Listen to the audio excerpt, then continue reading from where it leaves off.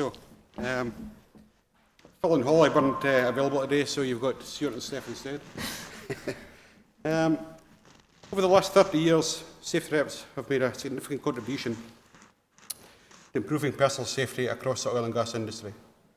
A lot of qualities, traits and skills that make a good safety rep. Steph and I are going to discuss some that stand out for us, especially within our role as safety reps offshore and from what we've seen across the industry. For you, Steph, what would you say makes a good safety rep? First and foremost for me is communication skills. That's a huge priority. This is the difference between helping your constituents or just being another name on a piece of paper or an unknown picture on a safety rep board. Your constituents need to know who you are and that they can talk to you, even on a personal level. Whose ear can they bend? And that, will you bring any concerns of health and safety matters to management for them anonymously if that's what's required? If they can't talk to you, then how can they believe that you'll talk to management on their behalf? Yeah, I totally agree, and I also believe how important it is to build a rapport with the personnel on board your installation or workplace. Regardless of who they are, contractor, core crew, or a short-stay visitor, it's vitally important that they can approach you to discuss any concerns on a personal level. Their colleagues must feel comfortable in the knowledge that you'll be able to bring up safety issues or concerns with the relevant parties. If you can't be approached, there's no way you can fulfill your role effectively. In my opinion, networking at these types of events is paramount. It not only lets you meet fellow reps, but also helps you share good practice from all over the industry.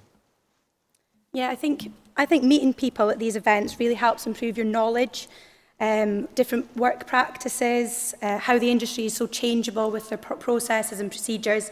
What works for some installations won't always work for you. So it's about learning what best practice is and trying to put it out there to your workforce and your constituents.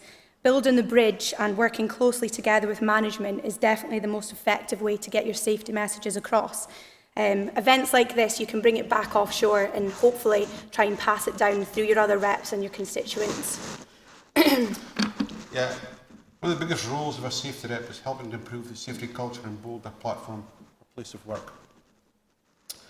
Having direct access to management and a good relationship means you can pass these safety moments on and help initiate a drive to effect change within your workplace. This is why the role of the safety rep is so crucial. As part of the regular workforce, safety reps can bring concerns to light that management may not see, and also be great ambassadors for safety within the team. A good connection with management is just as important as it is with the constituents that have elected you to this role. They need to be willing to listen to any concerns you bring to the table and respect the fact that you are acting on behalf of the colleagues. I agree. Being a safety rep, you have to show willingness and enthusiasm. All too often we just want the name on the paper, we want the free events, we want it all the time off, don't we? But you need to be enthusiastic, and you guys are the only people that's going to get the constituents active as well. Sometimes it feels like a thankless task. You know, you go to these safety meetings, you tell them what you want to affect change with. They go away and you actually see nothing happens. We take on the job title, but some of us actually have no intention of following through with what's involved with becoming a rep. Often it's a case of just ticking a box, end of year appraisal, I'm a safety rep, you try, but nothing really happens. So you really need to be proactive. A safety rep is a member of the workforce who is there to ultimately ensure that employees are safe while they're working and also getting home at the end of a trip. Being a rep is generally it's not a full-time job, it's an additional responsibility, and that's similar to that of being a designated first aider or emergency response team member. It's another responsibility that you can put forward.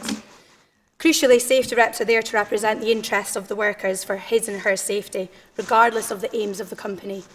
Standing in front of an audience is an important part of that role, which is, as you can see, I'm kind of shaking just now. But it is daunting, but with the correct training and practice, you can deliver a clear and concise message and dialogue to your listeners.